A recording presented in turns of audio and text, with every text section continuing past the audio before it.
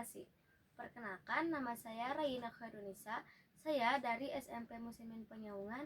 Di sini saya akan menunjukkan unjuk bisa saya, yaitu memasak sosbak nyemek. Selamat menyaksikan. Wassalamualaikum warahmatullahi wabarakatuh.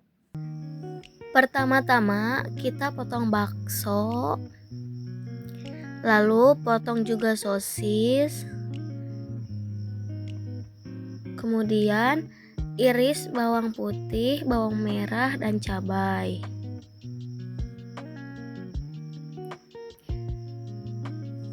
Lalu panaskan minyak dan orak-arik 1 butir telur.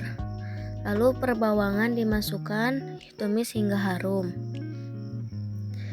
Masukkan sosis dan bakso yang tadi sudah dipotong. Lalu tambahkan air 1/4 gelas.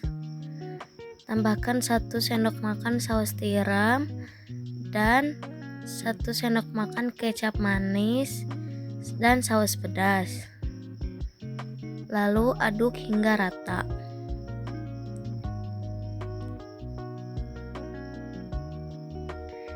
Tambahkan lada, gula, dan penyedap rasa dimasukkan.